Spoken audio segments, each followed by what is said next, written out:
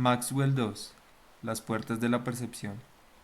Si las puertas de la percepción se limpiaran, todo aparecería ante el hombre como es, infinito, porque el hombre se ha acercado a sí mismo hasta que ve todo por las rendijas estrechas de su caverna. William Blake, El casamiento del cielo y el infierno. En este capítulo nos centraremos en un aspecto especial de nuestra pregunta, la hermosa idea de que, entendiendo mejor nuestra experiencia del mundo, podemos expandir esa experiencia. El libro onírico y multimedia de William Blake, El casamiento del cielo y el infierno, aspira a unir, como él dice, lo que los religiosos llaman el bien y el mal. Véase la lámina S.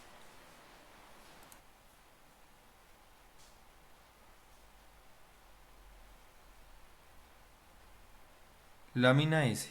Portada del libro onírico multimedia, El casamiento de cielo e infierno. Según Blake, el bien es el pasivo que obedece a la razón. El mal es el activo que emana de la energía. Bien es el cielo, mal es el infierno. Los objetivos de nuestra reflexión, armonizar lo ideal con lo real y ver las cosas por entero, apelan al mismo anhelo. Blake menciona una caverna, y la mención trae a la mente la caverna de Platón.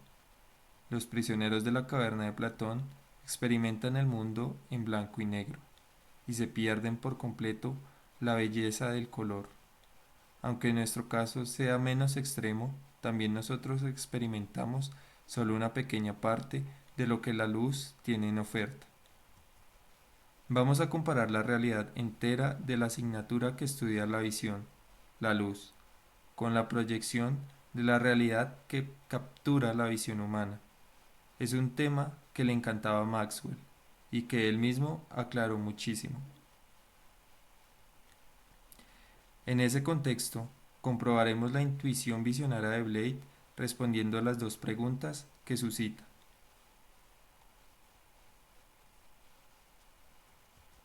¿Hay infinitos a los que somos ciegos? Sí, el mundo de los colores físicos es un espacio de dimensión doblemente infinita, del que solo percibimos una proyección tridimensional. ¿Podemos descubrirlos? Sí, la cuestión no es si eso es posible, pues lo es con certeza, sino cómo se hace en la práctica. Nuestra exploración de la percepción del color también demostrará ser una percepción maravillosa para entender el diseño profundo de la naturaleza, en capítulos posteriores. Dos clases de amarillo. El amarillo es uno de los colores que aparecen en el arco iris y en el espectro que genera un prisma con la luz solar. El amarillo espectral es uno de los colores puros de Newton. También lo son el rojo, el verde y el azul espectrales. Pero hay otra forma muy diferente de luz que aparece amarilla. Podemos combinar rojo espectral y verde espectral para producir un color no espectral pero convincente que percibimos como amarillo. Véase la lámina T.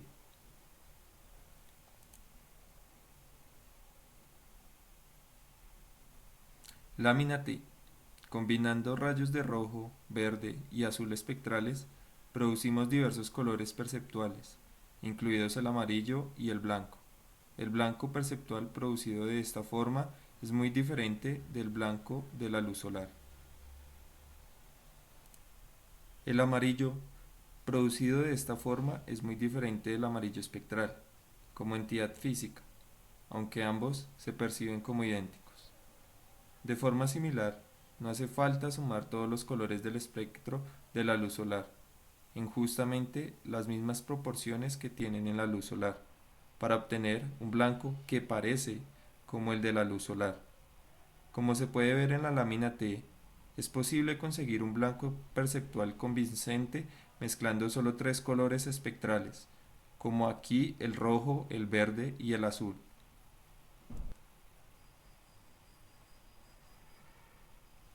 Si pasaras ese rayo blanco por un prisma, no obtendrías un arco iris continuo, sino tres líneas. Como entidad física, este rayo es muy diferente de la luz solar, pero la visión humana los percibe idénticos. Date cuenta que los resultados que obtienes mezclando varios rayos de luz de colores, como se ilustra en la lámina T, difieren radicalmente de los que obtienes mezclando pigmentos de esos mismos colores, como se hace al mezclar pinturas o emborranar un papel con lápices de colores. Cuando combinas rayos de luz de colores, estás simplemente sumando la luz que contienen. Con los pigmentos es muy distinto. Solemos ver los pigmentos, por ejemplo, los que aparecen en un lienzo bajo la luz reflejada o algún buen suplente artificial. El color que vemos en la luz reflejada depende de qué colores espectrales hayan retirado de la reflexión o absorbido los pigmentos. El color que vemos, por supuesto, representa una mezcla de la luz que no ha sido absorbida. Así que cuando, en una pintura o un dibujo, combinas el efecto de dos pigmentos, estás sumando sus poderes de absorción. El proceso de sumar colores, como en los rayos de luz, o de sumar la absorción de colores, como en los pigmentos, son muy diferentes. Por ejemplo, es bastante fácil obtener negro, la ausencia de reflexión, combinando los suficientes pigmentos, pero imposible sumando rayos de luz. Así que poca sorpresa es que, en general, haya unas reglas muy diferentes para combinar los colores de los rayos y para combinar los colores de los pigmentos. Sumar rayos es conceptualmente más simple y físicamente más fundamental que sumar pigmentos, y eso es lo que voy a tratar a continuación.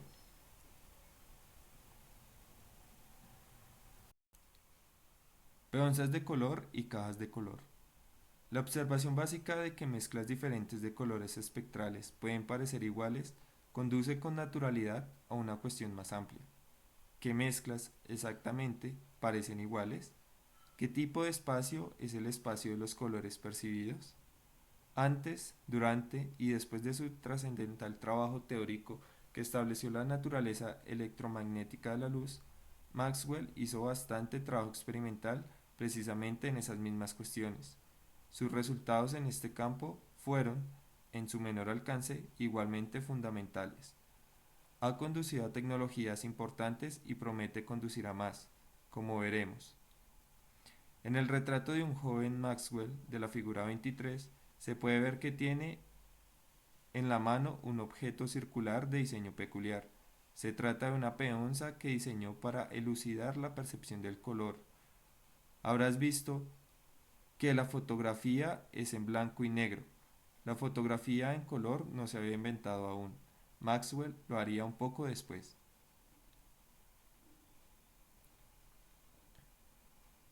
Figura 23. Maxwell con una versión inicial de peonza de color.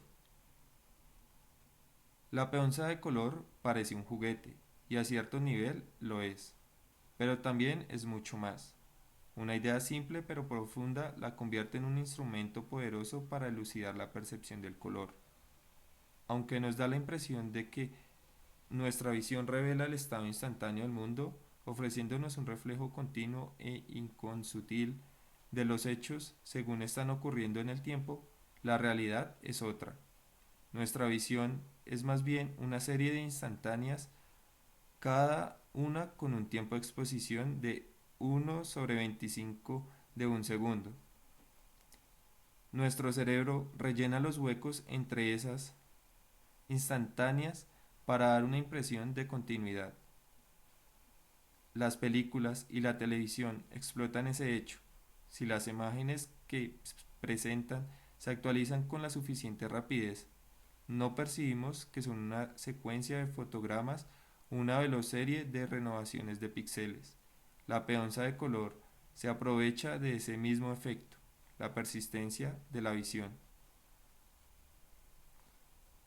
En su peonza de color, Maxwell dispuso unos papeles de colores en dos tiras circulares, como en la lámina U.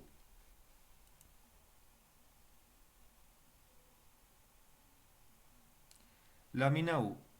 Cuando se monta este disco en un cartón rígido y se hace girar deprisa sobre su centro, genera una mezcla de rojo y verde en el disco interior y solo amarillo en el disco exterior. Y es fácil comparar un color con otro. Podemos ajustar el brillo total de cada disco incluyendo sectores negros, que no contribuyen ninguna luz reflejada. Gracias a la persistencia de la visión, cuando hacemos girar deprisa esos discos de dos bandas alrededor de su centro, percibiremos las mezclas de color que generan los segmentos de color de cada banda, como si esos colores fueran producidos por rayos luminosos. Ese es el genio de la peonza de color de Maxwell. Cuando vemos la peonza, nuestros ojos suman los rayos reflejados. Las peonzas de color que siguen el diseño de Maxwell nos permiten enumerar de una manera totalmente sistemática y cuantitativa qué combinaciones de colores parecen iguales. Por supuesto, tenemos que comprobar también que distintas personas perciben las mismas relaciones. Esto es esencialmente cierto, aunque hay pequeñas variaciones entre individuos normales. También debemos contar con excepciones para varios tipos de daltonismo o ceguera al color, y posiblemente para una población de gente con poderes superiores de discriminación del color. Trataremos más tarde esas desviaciones de la norma. En la mayoría de las ocasiones, sin embargo, la mayor parte de la gente coincide. Bien, la cuestión de si distintas personas tienen la misma experiencia subjetiva de, digamos, el rojo es un poco inagotable para lóbregos debates filosóficos. Lo que podemos afirmar con seguridad es que mi mapa o proyección de la luz física sobre los colores percibidos coincide con el tuyo, casi por completo. Ambos vemos muchas mezclas de colores espectrales como amarillo y muchas otras como magenta. Y lo más importante, estamos de acuerdo en que mezclas dan qué color. La conversión humana sobre los colores sería muy confusa en caso contrario. El resultado central que emerge de estos estudios es que, utilizando solo tres colores en la tira interior, podemos coincidir cualquier color de la tira exterior. Así, por ejemplo, podemos utilizar rojo, verde y azul espectrales en las proporciones adecuadas para obtener naranja, malva, verde amarillento, castaño rojizo, celeste, peonía tostada o cualquier otro color al que quieras dar un nombre. Los tres colores básicos no tienen por qué ser rojo, verde y azul, RBA o RGB en sus siglas inglesas. Casi cualquier grupo de tres puede valer, incluyendo las mezclas, siempre que sean independientes. Si uno de tus colores básicos se puede obtener como mezcla de los otros dos, no permite nuevas posibilidades. Por otro lado, necesitamos tres colores básicos. Si te restringes a dos colores básicos, no importa cuáles sean, la mayoría de los colores no pueden coincidir mezclándolos. Dicho de otra forma, podemos especificar cualquier color percibido diciendo cuánto rojo, cuánto verde y cuánto azul supone armonizarlo. Esto es totalmente análogo a cómo podemos especificar un lugar en el espacio, diciendo lo lejos que está en las direcciones norte, sur, este, oeste y vertical. El espacio ordinario es un continuo tridimensional y eso mismo es el espacio de los colores percibidos. Volviendo a la lámina T, podemos decir que nuestro resultado central afirma que, ajustando las intensidades relativas de los diferentes rayos, podemos hacer que cualquier color perceptual, no solo el blanco, aparezca en el centro, donde la luz de los tres rayos solapa. En investigaciones posteriores, Maxwell Se las ingenió para combinar rayos de luz directamente, usando unos artefactos a los que llamó cajas de color. La idea es, la idea estratégica es simple. Extraes colores de un arco iris prismático en lugares y proporciones bajo tu control. Luego, recombínalos utilizando espejos y lentes. Los detalles tácticos, da- dada la limitada tecnología de la época, eran muy complicados. La única fuente disponible de luz era la del sol, y el detector disponible era un ojo humano. Por ejemplo, las cajas de color de Maxwell eran enormes, casi 2 metros de largo, y alojaban espejos, prismas y lentes. Pero, por inimaginables que fueran, las cajas de color permitían un trabajo mucho más preciso que las peonzas de color. La idea de Maxwell de procesar el color por separación, manipulación y recombinación iba por delante de su tiempo. Las tecnologías modernas deberían permitirnos intentar unas manipulaciones del color mucho más ambiciosas, como trataré más abajo.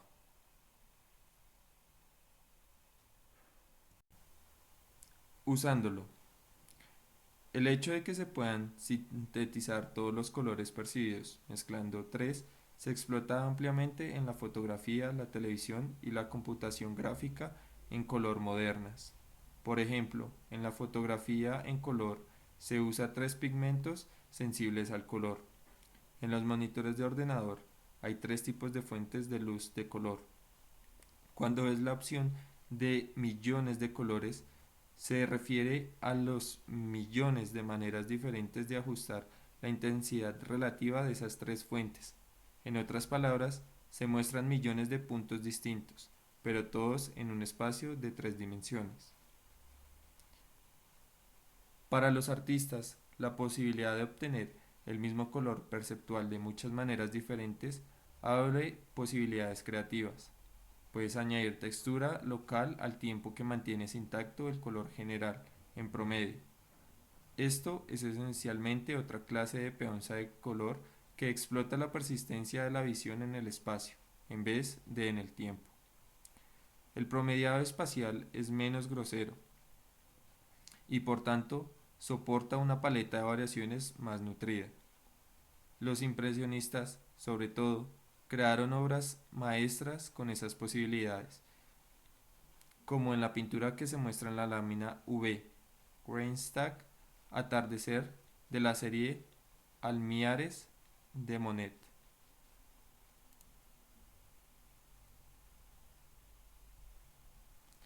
Lámina V. Los pintores impresionistas aprovecharon la posibilidad de crear un color perceptual dado a partir de diversas mezclas de otros. Aquí vemos Almiares, Atardecer de Monet, de su serie de Almiares.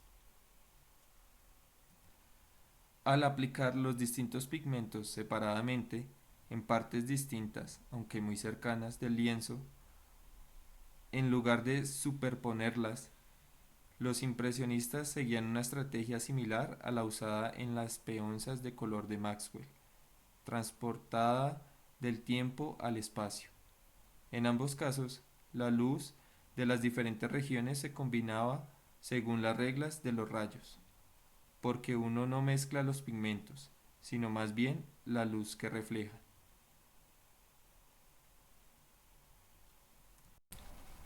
Infinitos perdidos. Maxwell nos dio nuevos conceptos sobre qué es la luz y sobre qué es nuestra percepción de la luz. Y esas son cosas muy diferentes. De hecho, como anticipó Blake, son infinitamente diferentes. Comparando la totalidad de lo que está ahí fuera con la información que capturamos, podemos formular lo que se ha perdido con mucha precisión. Y después podemos pensar con inteligencia cómo recuperar parte de ello.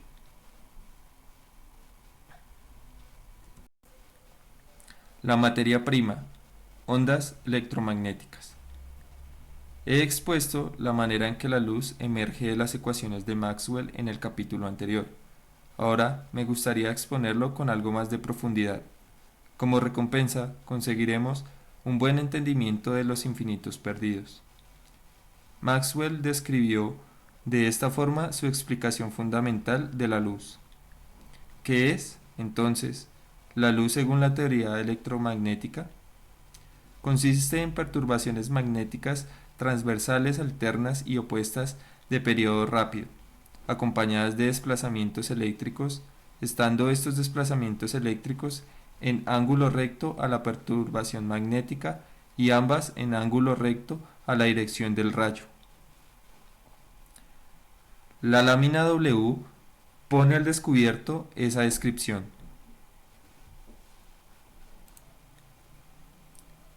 Lámina W, una instantánea de la realidad electromagnética de la luz, según la correcta teoría de Maxwell. Los campos eléctricos se muestran como flechas rojas, los campos magnéticos como flechas azules. Al pasar el tiempo, este complejo de perturbaciones se mueve a lo largo de la línea que lo define, hacia el sureste, a la velocidad de la luz. Los campos eléctricos y magnético en cualquier punto tienen tanto magnitud como dirección, de modo que podemos dibujarlos como flechas de colores que emanan de ese punto. Lo que ocurre es que, si hiciéramos eso en todos los puntos del espacio, armaríamos un embrollo de flechas superpuestas, así que en la imagen solo se muestran los campos a lo largo de una línea. Si imaginas todo ese patrón moviéndose en la dirección de la flecha negra, verás que, en cualquier punto, los campos eléctricos, en rojo, cambian y los campos magnéticos, en azul, cambian. Como expusimos en el capítulo anterior, el campo eléctrico cambiante produce campos magnéticos y los campos magnéticos cambiantes producen campos eléctricos. Puedes ver cómo, si las cosas van como deben, la perturbación móvil puede ser autogenerativa, es decir, el cambio en los campos eléctricos hace que los campos magnéticos cambien de manera que hagan que los campos eléctricos que hicieron los cambios magnéticos y el proceso entero adquiera una vida propia. Es una proeza digna del barón de Munchausen, que, según el barón de Munchausen, podía levitar tirando de los cordones de sus zapatos, pero en el electromagnetismo no se trata de un cuento de hadas ni de un realismo mágico, sino de magia realista.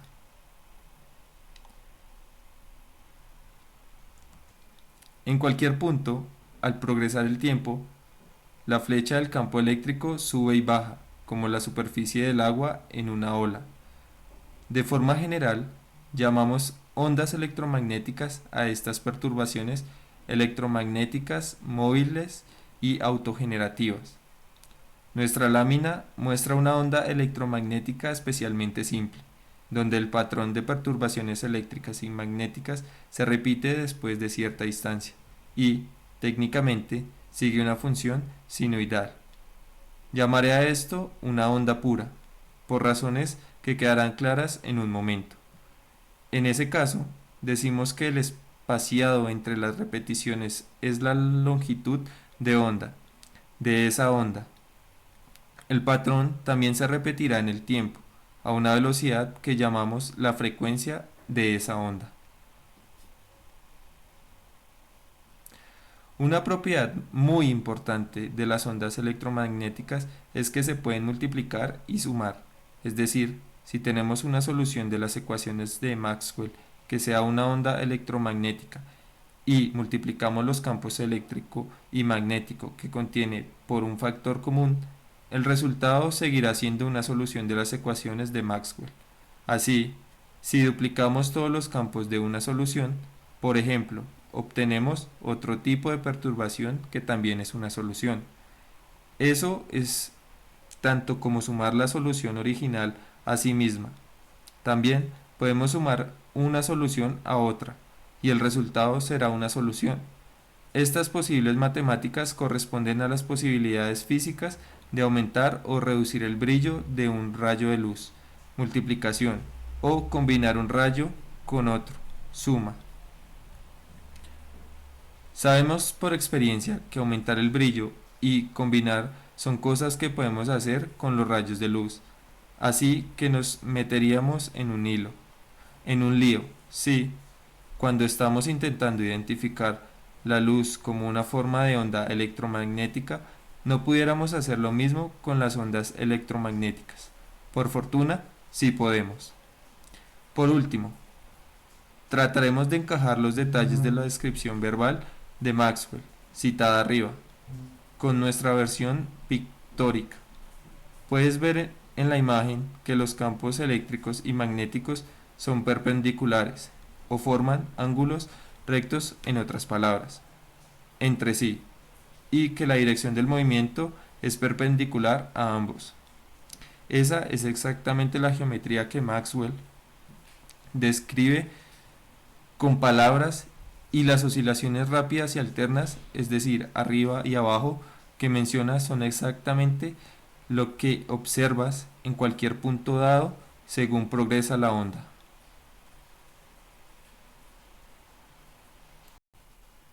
Vuelve la luz purificada. Tenemos soluciones de las ecuaciones de Maxwell que son ondas electromagnéticas puras para cualquier longitud de onda, viajando en cualquier dirección. Las ondas electromagnéticas puras con longitudes de onda dentro de un estrecho intervalo específico de unos 370 a unos 740 nanómetros cuantitativamente son la materia prima de la visión humana. Corresponden a la luz pura revelada en el espectro prismático de Newton. En términos musicales, la gama visual humana cubre una octava, una aplicación de la longitud de onda.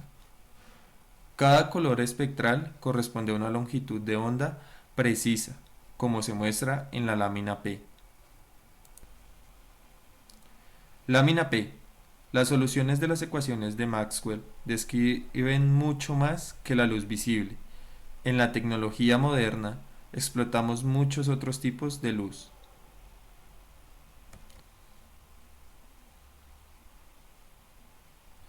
La inmensa mayoría del espectro electromagnético se escapa por completo a nuestra visión.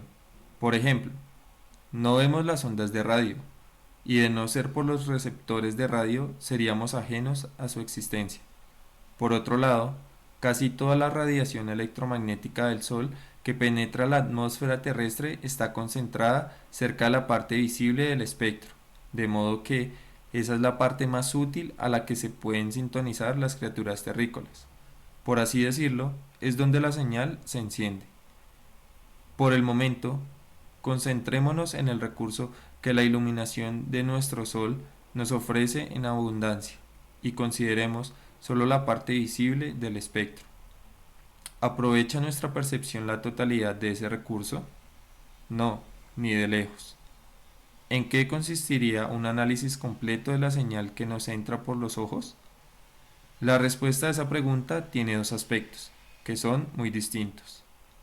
El primero es el aspecto espacial.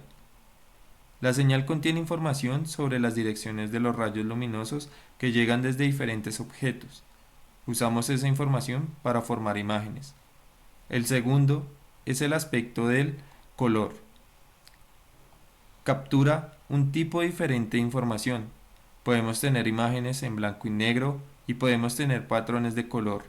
En el caso extremo, simplemente colores uniformes que llegan a todo el campo visual que no forman imágenes. Color, tiempo y dimensiones ocultas. Durante nuestra exposición de las ondas electromagnéticas y su espectro de posibilidades, hemos sentado las bases para una perspectiva profunda y muy hermosa sobre qué es el color. Mientras que la imaginería revela información sobre lo que ocurre en el espacio, el color nos habla de lo que ocurre en el tiempo. En concreto, el color nos da información sobre las variaciones rápidas de los campos electromagnéticos que llegan a nuestros ojos. Para evitar una posible confusión, subrayaré que la información temporal que transporta el color es muy diferente de y complementaria a la información temporal que utilizamos en nuestra reconstrucción cotidiana del orden temporal de los hechos. Grosso modo, los ojos nos dan instantáneas 25 veces por segundo, y el cerebro crea la ilusión de una película continua a partir de esas instantáneas. Esa interpretación subyace a nuestro sentido cotidiano del flujo del tiempo. En el proceso de recolectar luz para esas instantáneas, como dicen los fotógrafos, durante el tiempo de exposición, la luz simplemente se suma o se integra. Como la luz, que llega a diferentes tiempos, dentro de cada fotograma se amontona toda junta. La información sobre el tiempo de llegada dentro de cada instantánea se pierde. El color, tal y como lo percibimos, es una forma de preservar cierta información muy útil sobre la microestructura temporal de la señal que sobrevive al proceso de promediado. Los colores nos dan información sobre la variación de los campos electromagnéticos en lapsos de tiempo mucho más cortos, del rango de 10 a la menos 14 a 10 a la menos 15 milésimas de billonésima, de un segundo. Como ningún objeto cotidiano puede moverse mucho ni hacer algo digno de mención durante semejantes intervalos de tiempo, las dos clases de información temporal, la codificada en los cambios de un fotograma al siguiente y la codificada en los colores, son del todo independientes.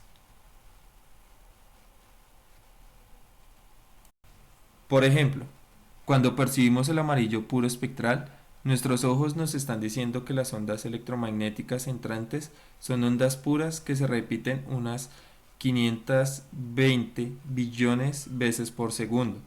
Cuando percibimos el rojo espectral, el mensaje es que las repeticiones ocurren unas 450 billones veces por segundo. Mejor dicho, nuestros ojos estarían diciéndonos esas cosas si no confundieran el posible mensaje amarillo espectral con una variedad de otras posibles mezclas que también parecen amarillo, y el posible mensaje rojo espectral como una serie diferente de mezclas que parecen rojo. El mensaje real que transmiten es ambiguo porque muchos posibles inputs dan el mismo output. Un verdadero análisis del color de la señal entrante tiene que revelar la misma información que el análisis prismático de Newton. Es decir, un verdadero análisis resolvería la señal entrante en sus componentes espectrales puros, cada uno con su propia fuerza independiente. Para informar del resultado de ese análisis, tendríamos que especificar un infinito continuo de números, uno para la fuerza de cada componente espectral puro. Por tanto, el espacio de la información potencial sobre el color no es meramente infinito, sino infinito dimensional, esto es, con un número infinito de dimensiones. En vez de eso, la proyección de nuestros ojos sobre esa información captura, como escribió Maxwell, solo 3 números.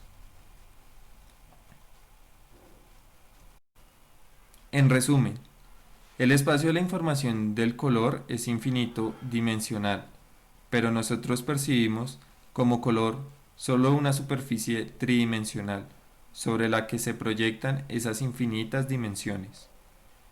Para completar la historia, debería mencionar también otro tipo de información electromagnética que está en oferta, pero es también ignorada en la señal que nos entra por los ojos. Si volvemos a la lámina W, podemos ver que los campos eléctricos en rojo oscilan en dirección vertical, mientras que los campos magnéticos en azul lo hacen en horizontal. Hay también otra solución, en la que rotas el patrón entero 90 grados, de modo que los campos eléctricos son horizontales y los magnéticos verticales. Esta solución rotada oscila a la misma frecuencia que la original, de modo que representa el mismo color espectral, pero es físicamente distinta. La nueva propiedad que corresponde a esta distinción se llama polarización de la onda.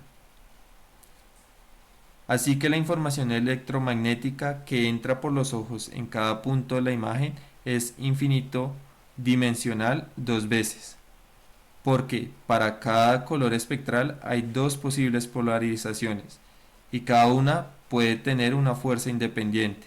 La visión humana pasa por alto esa información, porque los ojos no pueden distinguir entre las distintas polarizaciones de la luz.